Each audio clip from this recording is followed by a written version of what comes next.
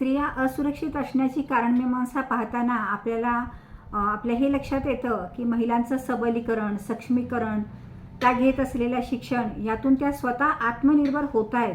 पण आपली पुरुषप्रधान संस्कृती आजही बऱ्याच प्रमाणात आपलं पुरुषप्रधानत्व टिकवेत महिलांचा मनापासून आदर करीत नाही. समान नागरी कायदा कागदावरून हृदयात उतरलेलाच नाही. सगळे कायदा, सगळ्या योजना ह्या शब्दातच अडकून पडलेल्या आहेत. आणि सजग सतर्क झालेल्या स्त्रिया अन्याय अत्याचाराला विरोध करून उठतायत ही चांगली गोष्ट आहे.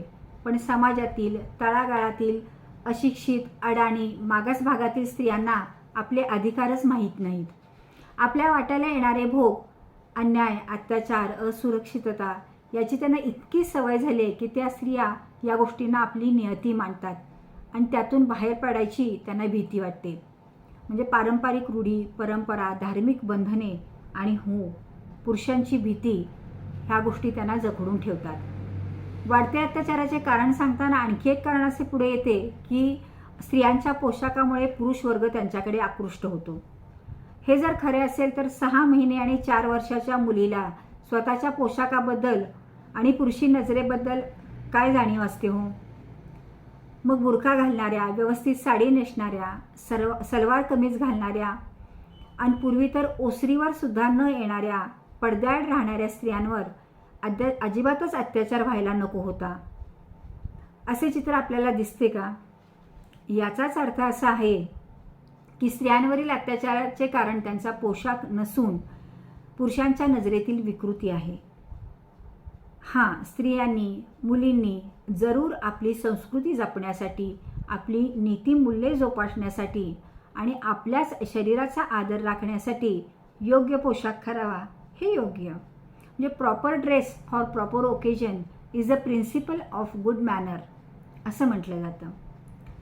वेगवेगळ्या ठिकाणी वेगवेगळ्या परिस्थितीत राहणाऱ्या स्त्रियांची असुरक्षिततेची कारणे विभिन्न असली, त्यावरची उपाययोजना विभिन्न असली तरी असुरक्षितता सगळीकडेच आहे.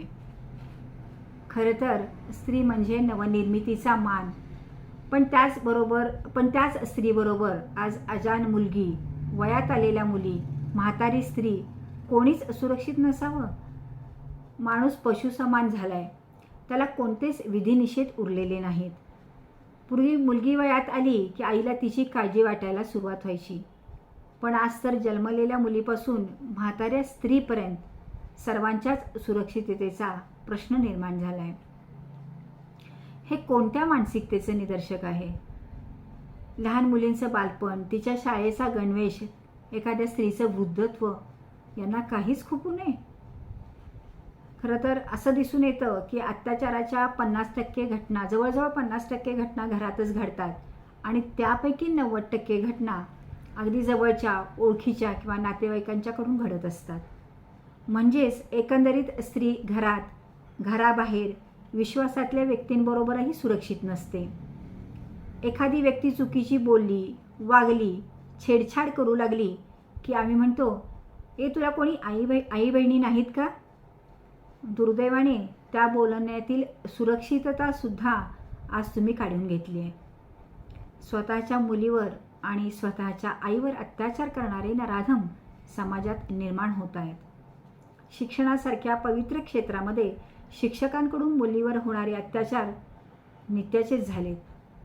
या घटना पाहिल्या की कोणापासून आपल्याला सुरक्षित ठेवायचं हा प्रश्न अखंड स्त्री जातीला पडतो.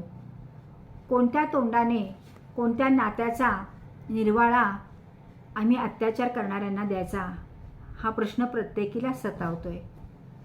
आजही भारतासारख्या विकसनशील देशामध्ये स्त्रीभ्रूण हत्येचे प्रमाण वाढलेले दिसून येते. दुसरी मुलगी झाली म्हणून स्वतःच्या पोटच्या गोळ्याला दगदगत्या चुलीच्या आगीत टाकणारे नराधमही आपल्या देशात पाहायला मिळत आहेत.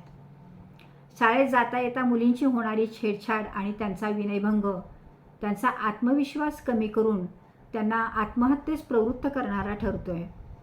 कित्येक विवाहित स्त्रियांना अमानुष वागणूक दिली जाते.